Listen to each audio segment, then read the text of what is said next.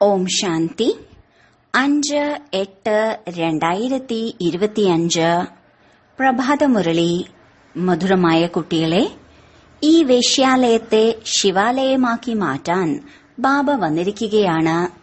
നിങ്ങളുടെ കർത്തവ്യമാണ് വേശ്യകൾക്കും ഈശ്വരീയ സന്ദേശം നൽകി അവരുടെയും മംഗളം ചെയ്യുക. ചോദ്യം: ഏതു കുട്ടികളാണ് തന്റെ ഏറ്റവും വലിയ നഷ്ടം ഉണ്ടാക്കുന്നത്? ഉത്തരം: ആരാണോ ഏതെങ്കിലും കാരണത്താൽ മുരളി അതായത് പഠിപ്പ് മുടക്കുന്നത്, അവർ തന്റെ ഏറ്റവും വലിയ നഷ്ടം ഉണ്ടാക്കുന്നു. ചില കുട്ടികളാണെങ്കിൽ പരസ്പരം പിണങ്ങുന്നത് കാരണം ക്ലാസ്സിലേക്ക് വരുന്നതേയില്ല. ഏതെങ്കിലുമൊക്കെ ഒഴിവുകഴിവ് പറഞ്ഞ് വീട്ടിൽ തന്നെ ഉറങ്ങുകയാണ്. ഇതിലൂടെ അവർ തന്റെ തന്നെ നഷ്ടം ഉണ്ടാക്കുകയാണ്. എന്തുകൊണ്ടെന്നാൽ ബാബ ദിവസവും എന്തെങ്കിലും ചില പുതിയ യുക്തികൾ പറഞ്ഞുകൊണ്ടിരിക്കുന്നുണ്ട്. കേൾക്കുന്നില്ല എങ്കിൽ പിന്നെ പ്രയോഗത്തിൽ എങ്ങനെ കൊണ്ടുവരും? ഓം ശാന്തി. മധുരമധുരമായ ആത്മീയ കുട്ടികൾക്ക് ഇതറിയാം. ഇപ്പോൾ നമ്മൾ വിശ്വത്തിന്റെ അധികാരിയായി മാറുന്നതിനു വേണ്ടി പുരുഷാർത്ഥം ചെയ്തുകൊണ്ടിരിക്കുകയാണ്. മായയും മറപ്പിക്കുകയാണ്. ചിലരെയാണെങ്കിൽ മുഴുവൻ ദിവസവും മറപ്പിക്കുന്നു. സന്തോഷത്തോടെ ഇരിക്കാൻ ഇടയ്ക്ക് ഓർമ്മിക്കുന്നേയില്ല. നമ്മെ ഭഗവാനാണ് പഠിപ്പിക്കുന്നത്, ഇതും മറക്കുന്നു. മറക്കുന്നത് കാരണം പിന്നെ സേവനവും ചെയ്യാൻ സാധിക്കില്ല. രാത്രിയിൽ ബാബ മനസ്സിലാക്കി തന്നിട്ടുണ്ട്, അധമത്തിലും അധമരായ വേശ്യകളുടെ സേവനം ചെയ്യണം.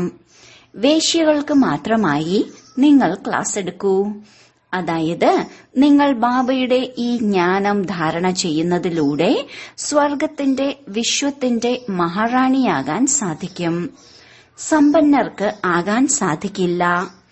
ആരാണോ അറിവുള്ളവർ, വിദ്യാഭ്യാസമുള്ളവർ, അവർക്ക് ജ്ഞാനം നൽകുന്നതിനു വേണ്ടി പദ്ധതികൾ ഉണ്ടാക്കും. അപ്പോൾ പാവങ്ങൾ വളരെയധികം സന്തോഷിക്കും. എന്തുകൊണ്ടെന്നാൽ അവരും അബലകളാണ്. നിങ്ങൾക്ക് അവർക്ക് മനസ്സിലാക്കി കൊടുക്കാൻ കഴിയും. ബാബ ഒരുപാട് യുക്തികൾ മനസ്സിലാക്കി തന്നുകൊണ്ടിരിക്കുന്നുണ്ട്. പറയൂ, നിങ്ങൾ തന്നെയാണ് ഉയർന്നതിലും ഉയർന്നതും താഴ്ന്നതിലും താഴ്ന്നവരുമായത്. നിങ്ങളിലൂടെയാണ് ഭാരതം വേശ്യാലയമായത്. ഈ പുരുഷാർത്ഥം ചെയ്യുന്നതിലൂടെ നിങ്ങൾക്ക് വീണ്ടും ശിവാലയത്തിലേക്ക് പോകാൻ സാധിക്കും. നിങ്ങളിപ്പോൾ പൈസയ്ക്ക് വേണ്ടി എത്ര മോശമായ പ്രവൃത്തിയാണ് ചെയ്യുന്നത്. ഇപ്പോൾ ഇത് ഉപേക്ഷിക്കൂ. ഇങ്ങനെ മനസ്സിലാക്കി കൊടുക്കുന്നതിലൂടെ അവർ വളരെയധികം സന്തോഷിക്കും. നിങ്ങളെ ആർക്കും തടുക്കാൻ സാധിക്കില്ല. ഇതാണെങ്കിൽ നല്ല കാര്യവുമാണല്ലോ. പാവങ്ങളുടെ തന്നെയാണ് ഭഗവാൻ. പൈസയുടെ കാരണത്താൽ വളരെ മോശമായ പ്രവൃത്തി ചെയ്യുന്നു. അവരുടെ അങ്ങനെയുള്ള ജോലിയാണ് നടക്കുന്നത്.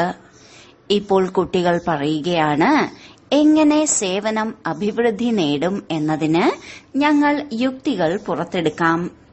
ചില കുട്ടികൾ ഏതെങ്കിലും ചില കാര്യത്തിൽ പിണങ്ങുകയും ചെയ്യുന്നു. പഠിപ്പും ഉപേക്ഷിക്കുന്നു. ഇത് മനസ്സിലാക്കുന്നില്ല. നമ്മൾ പഠിച്ചില്ല എങ്കിൽ അവരവരുടെ തന്നെയാണ് നഷ്ടമുണ്ടാക്കുന്നതെന്ന്. പിണങ്ങിയിരിക്കുന്നു. ഇന്നയാൾ ഇത് പറഞ്ഞു, അങ്ങനെ പറഞ്ഞു, അതുകൊണ്ട് വരുന്നില്ല. ആഴ്ചയിൽ ഒരു ദിവസം ബുദ്ധിമുട്ടി വരുന്നു. ബാബയാണെങ്കിൽ മുരളികളിൽ ഇടയ്ക്കിടയ്ക്ക് ഏതേതെല്ലാം നിർദ്ദേശങ്ങളാണ് നൽകിക്കൊണ്ടിരിക്കുന്നത്. മുരളി കേൾക്കാൻ ആഗ്രഹമുണ്ടാവണമല്ലോ. ക്ലാസ്സിൽ എപ്പോൾ വരുന്നോ അപ്പോൾ കേൾക്കും. അങ്ങനെ അനേകരുണ്ട്. കാരണമുള്ളതോ കാരണങ്ങളില്ലാത്തതോ ആയ ഒഴിവുകഴിവുകൾ പറഞ്ഞ് ഉറങ്ങുകയാണ്. ശരി, ഇന്ന് പോകുന്നില്ല. ബാബ ഇങ്ങനെ നല്ല നല്ല പോയിന്റുകൾ കേൾപ്പിക്കുന്നു. സേവനം ചെയ്താൽ ഉയർന്ന പദവിയും നേടാം. ഇതാണെങ്കിൽ പഠിപ്പാണ്. ബനാറസ് ഹിന്ദു യൂണിവേഴ്സിറ്റി മുതലായവയിൽ ശാസ്ത്രം ഒരുപാട് പഠിപ്പിക്കുന്നു. വേറെ ഒരു ജോലിയും കിട്ടിയില്ലെങ്കിൽ ശാസ്ത്രം പഠിച്ച് സത്സംഗം ആരംഭിക്കുന്നു. അതിൽ ഉദ്ദേശങ്ങളൊന്നും തന്നെ ഇല്ല. ഈ പഠിപ്പിലൂടെയാണെങ്കിൽ എല്ലാവരുടെയും തോണി മറുകര എത്തുന്നു.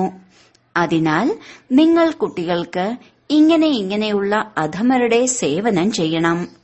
സമ്പന്നർ ഇത് കാണുമ്പോൾ കരുതും, ഇവിടെ ഇങ്ങനെയുള്ളവർ വരുന്നു, അതിനാൽ അവർക്ക് വരാൻ മനസ്സുണ്ടാവില്ല. ദേഹാഭിമാനമാണല്ലോ, അവർക്ക് ലജ്ജ വരും.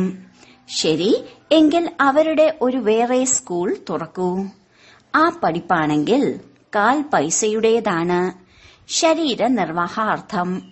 ഇതാണെങ്കിൽ 21 ജന്മത്തേക്കാണ്.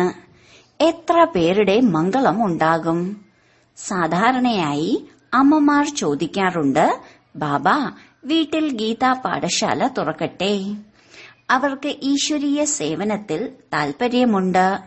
പുരുഷന്മാരാണെങ്കിൽ അവിടെയും ഇവിടെയും ക്ലബ്ബ് മുതലായവയിൽ ചുറ്റിക്കറങ്ങിക്കൊണ്ടിരിക്കുന്നു.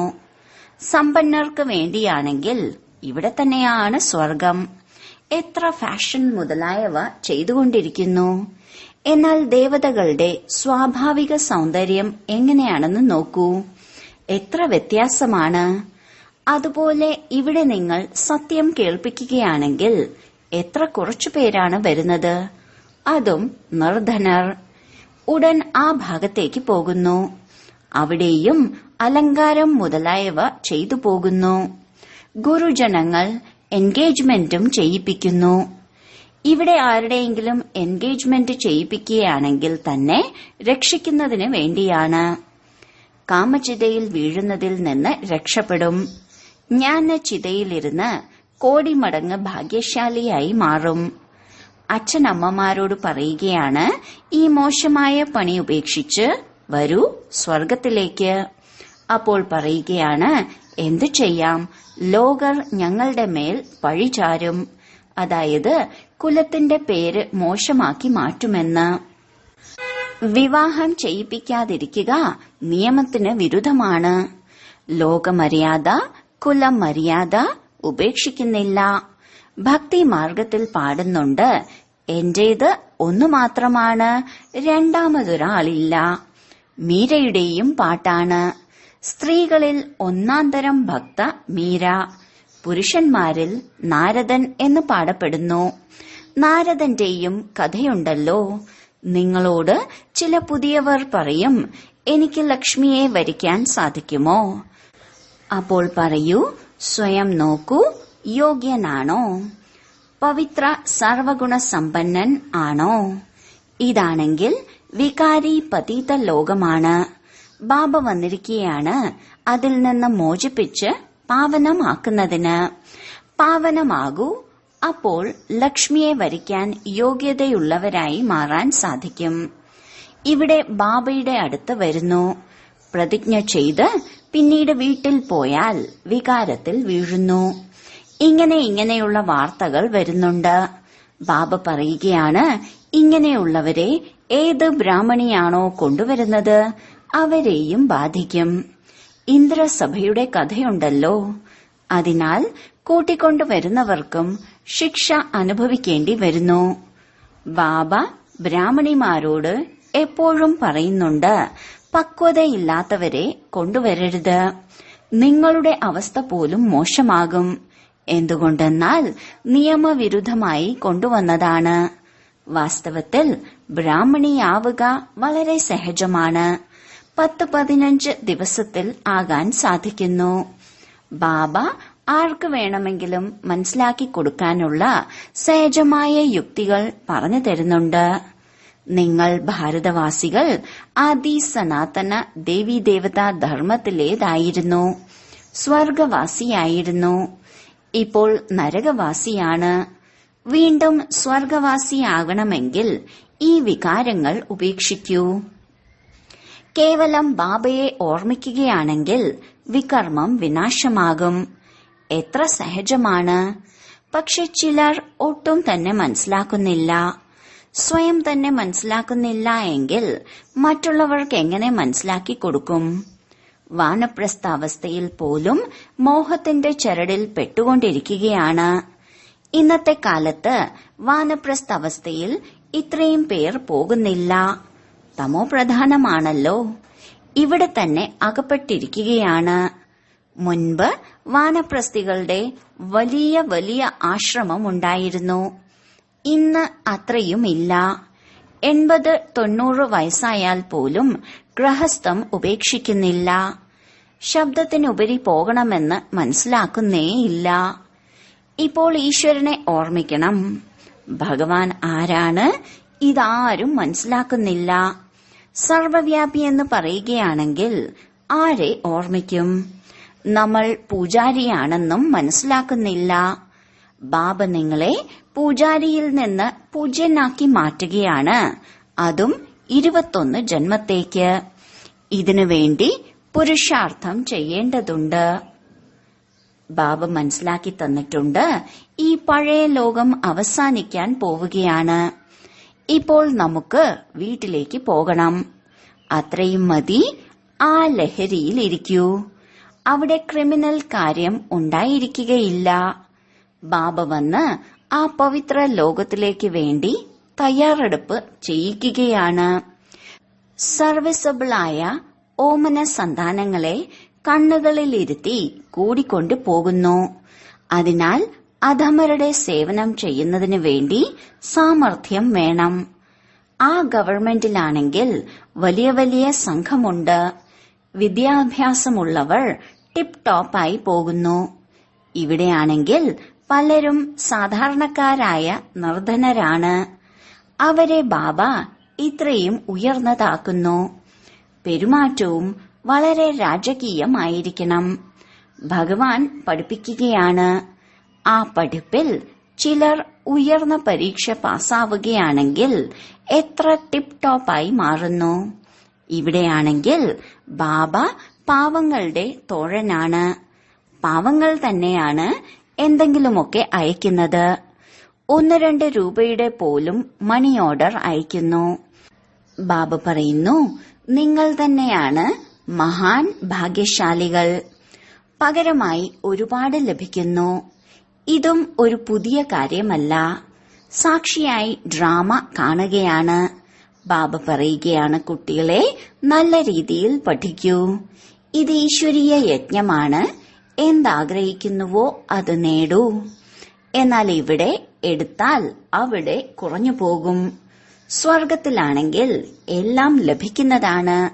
ബാബയ്ക്കാണെങ്കിൽ സേവനത്തിന് വേണ്ടി വളരെ ഉത്സാഹമുള്ള കുട്ടികളെയാണ് വേണ്ടത്. സുദേശിനെ പോലെ, മോഹിനിയെ പോലെ സേവനത്തിന്റെ ഉത്സാഹമുള്ളവരെ. നിങ്ങളുടെ പേര് വളരെ പ്രശസ്തമാകും. പിന്നീട് നിങ്ങൾക്ക് ഒരുപാട് അംഗീകാരം ലഭിക്കും. ബാബ എല്ലാ നിർദ്ദേശവും നൽകിക്കൊണ്ടിരിക്കുകയാണ്. ബാബ പറയുകയാണ്, ഇവിടെ കുട്ടികൾക്ക് എത്ര സമയം ലഭിക്കുമോ ഓർമ്മയിലിരിക്കൂ. പരീക്ഷയുടെ ദിവസം അടുത്തു വരുമ്പോൾ ഏകാന്തതയിൽ പോയി പഠിക്കുന്നു. പ്രൈവറ്റ് ടീച്ചറെയും വെക്കുന്നു. നമ്മുടെ അടുത്താണെങ്കിൽ അനേകം ടീച്ചർമാരുണ്ട്. കേവലം പഠിക്കാനുള്ള ആഗ്രഹം ഉണ്ടായിരിക്കണം. ബാബ വളരെ സഹജമായി മനസ്സിലാക്കി തരികയാണ്. കേവലം സ്വയം ആത്മാവാണെന്ന് നിശ്ചയിക്കൂ. ഈ ശരീരം വിനാശിയാണ്. നിങ്ങൾ ആത്മാവ് അവിനാശിയാണ്. ഈ ജ്ഞാനം ഒരു തവണയാണ് ലഭിക്കുന്നത്. പിന്നീട് സത്യുഗം മുതൽ കലിയുഗത്തിന്റെ അവസാനം വരേക്കും ആർക്കും തന്നെ ലഭിക്കുന്നില്ല. നിങ്ങൾക്ക് തന്നെയാണ് ലഭിക്കുന്നത്. നമ്മൾ ആത്മാവാണ്. ഇത് പക്കാ നിശ്ചയം വയ്ക്കൂ. ബാബയിൽ നിന്ന് നമുക്ക് സമ്പത്ത് ലഭിക്കുന്നു. ബാബയുടെ ഓർമ്മയിലൂടെ മാത്രമേ വികർമ്മം വിനാശമാകൂ. മതി. ഇത് ഉള്ളിൽ ആവർത്തിച്ചുകൊണ്ടിരിക്കുകയാണെങ്കിൽ വളരെയധികം മംഗളം ഉണ്ടാക്കാൻ സാധിക്കുന്നു. പക്ഷെ ചാർട്ട് വെക്കുന്നതേയില്ല. എഴുതി എഴുതി പിന്നെ ക്ഷീണിച്ചു പോകുന്നു. ബാബ വളരെ സഹജമായി പറഞ്ഞു തരുന്നു. നമ്മൾ ആത്മാവ് സതോ പ്രധാനമായിരുന്നു. ഇപ്പോൾ തമോ പ്രധാനമായിരിക്കുകയാണ്. ഇപ്പോൾ ബാബ പറയുകയാണ്, എന്നെ ഓർമ്മിക്കുകയാണെങ്കിൽ സതോ പ്രധാനമായി മാറും. എത്ര സഹജമാണ്. എന്നിട്ടും മറന്നു പോവുകയാണ്. എത്ര സമയം ഇരിക്കുന്നുവോ സ്വയം ആത്മാവാണെന്ന് മനസ്സിലാക്കൂ. ഞാൻ ആത്മാവ് ബാബയുടെ കുട്ടിയാണ്. ബാബയെ ഓർമ്മിക്കുന്നതിലൂടെ സ്വർഗത്തിന്റെ ചക്രവർത്തി പദവി ലഭിക്കും. ബാബയെ ഓർമ്മിക്കുന്നതിലൂടെ പകുതി കൽപ്പത്തെ പാപം ഭസ്മമാകും. വളരെ സഹജമായ യുക്തിയാണ് പറഞ്ഞു തരുന്നത്. എല്ലാ കുട്ടികളും കേട്ടുകൊണ്ടിരിക്കുന്നു. ഈ ബാബ സ്വയവും പ്രാക്ടീസ് ചെയ്യുന്നു. അപ്പോഴാണല്ലോ പഠിക്കുന്നത്. ഞാൻ ബാബയുടെ രഥമാണ്. ബാബ എന്നെ കഴിപ്പിക്കുന്നു. നിങ്ങൾ കുട്ടികളും അങ്ങനെ മനസ്സിലാക്കൂ. ശിവബാബയെ ഓർമ്മിച്ചുകൊണ്ടിരുന്നാൽ എത്ര ലാഭമുണ്ടാകും. പക്ഷേ മറന്നുപോവുകയാണ്. വളരെ സഹജമാണ്. ജോലിയിൽ ഒരു ഉപഭോക്താവും ഇല്ലാത്ത സമയത്ത് ഓർമ്മയിലിരിക്കൂ. ഞാൻ ആത്മാവാണ്. ബാബയെ ഓർമ്മിക്കണം. രോഗാവസ്ഥയിലും ഓർമ്മിക്കാൻ സാധിക്കും. ബന്ധനത്തിലാണെങ്കിലും നിങ്ങൾ അവിടെ ഇരുന്ന് ഓർമ്മിച്ചുകൊണ്ടിരിക്കുകയാണെങ്കിൽ 10-20 വർഷമായവരെക്കാളും ഉയർന്ന പദവി നേടാൻ സാധിക്കും. ശരി, വളരെ കാലത്തെ വേർപാടിന് ശേഷം തിരിച്ചു കിട്ടിയ മധുരമധുരമായ കുട്ടികളെ പ്രതി മാതാവും പിതാവുമായ ബാബ്ദാദയുടെ സ്നേഹസ്മരണയും പുലർക്കാല വന്ദനവും. ആത്മീയ അച്ഛന്റെ ആത്മീയ കുട്ടികൾക്ക് നമസ്കാരം. ധാരണയ്ക്കുള്ള മുഖ്യസാരം: 1. സേവനത്തിൽ വളരെ വളരെ ഉത്സുകരായിരിക്കണം. എത്ര സമയം കിട്ടുന്നുവോ ഏകാന്തതയിലിരുന്ന് ബാബയെ ഓർമ്മിക്കണം. പഠിപ്പിന്റെ താൽപര്യം ഉണ്ടായിരിക്കണം. പഠിപ്പിനോട് പിണങ്ങരുത്. 2. തന്റെ പെരുമാറ്റം വളരെ വളരെ റോയലാക്കി വെക്കണം. മതി, ഇപ്പോൾ വീട്ടിലേക്ക് പോകണം. പഴയ ലോകം അവസാനിക്കാൻ പോവുകയാണ്. അതുകൊണ്ട് മോഹത്തിന്റെ ചരട് പൊട്ടിക്കണം. വാനപ്രസ്ഥ, അതായത് ശബ്ദത്തിനുപരിയായ അവസ്ഥയിലിരിക്കുന്നതിന്റെ അഭ്യാസം ചെയ്യണം. അധമരെയും ഉദ്ധരിക്കുന്നതിന്റെ സേവനം ചെയ്യണം. വരദാനം: ശ്രേഷ്ഠമായ മനോവൃത്തിയിലൂടെ മനോവൃത്തികളെ പരിവർത്തനപ്പെടുത്തുന്ന സദാ സിദ്ധി സ്വരൂപമായി ഭവിക്കട്ടെ. സിദ്ധി സ്വരൂപമായി മാറുന്നതിനായി മനോവൃത്തിയിലൂടെ മറ്റുള്ളവരുടെ മനോവൃത്തികളെയും സങ്കല്പത്തിലൂടെ സങ്കല്പങ്ങളെയും പരിവർത്തനപ്പെടുത്തുന്ന കാര്യം ചെയ്യൂ. ഇതിന്റെ റിസർച്ച് നടത്തൂ. എപ്പോഴും ഈ സേവനത്തിൽ ബിസിയായി ഇരിക്കുകയാണെങ്കിൽ ഈ സൂക്ഷ്മ സേവനം പല ദുർബലതകളെയും മറികടക്കാൻ സഹായിക്കും. ഇപ്പോൾ ഇങ്ങനെയുള്ള പ്ലാനുകളിലൂടെ ധാരാളം ജിജ്ഞാസുക്കൾ വരാൻ തുടങ്ങും. വരുമാനവും വർദ്ധിക്കും. കെട്ടിടവും ലഭിക്കും. എല്ലാ സിദ്ധികളും സഹജമായി മാറും. അങ്ങനെ വിധിയിലൂടെ സിദ്ധി സ്വരൂപമായി മാറും. സ്ലോഗൻ: സമയത്തെ സഫലമാക്കിക്കൊണ്ടിരിക്കുകയാണെങ്കിൽ സമയമനുസരിച്ച് വരുന്ന ചതികളിൽ നിന്നും രക്ഷ നേടാം. അവ്യക്ത സൂചന: സഹജ യോഗിയായി മാറണമെങ്കിൽ പരമാത്മാ സ്നേഹത്തിന്റെ അനുഭവികളായി മാറൂ. ബാബയ്ക്ക് തന്റെ കുട്ടികളോട് അതിയായ സ്നേഹമുണ്ട്. അതിനാലാണ് കുട്ടികളുടെ സ്നേഹത്തിന് മറുപടി നൽകാനായി ഇത്ര വലിയ കത്താണ് ദിവസേന എഴുതുന്നത്. സ്നേഹസ്മരണകൾ എഴുതുന്നു. ഒപ്പം കൂട്ടുകാരനായി സദാ കൂട്ടുകെട്ട് പാലിക്കുകയും ചെയ്യുന്നു. അതുകൊണ്ട് ഈ സ്നേഹത്തിൽ തന്റെ എല്ലാ ദുർബലതകളെയും ത്യാഗം ചെയ്യൂ. ഒരിക്കലും പരിധിയുള്ള ഒന്നിനും ഒരിക്കലും താങ്കളെ ആകർഷിക്കാനാകാത്ത വിധം പരമാത്മാ സ്നേഹത്തിൽ മുഴുകൂ. സദാ പരിധിയില്ലാത്ത പ്രാപ്തികളിൽ മഗ്നമായി ഇരിക്കുകയാണെങ്കിൽ അതിലൂടെ ആത്മീയതയുടെ സുഗന്ധം അന്തരീക്ഷത്തിൽ വ്യാപിക്കും. ഓം ശാന്തി.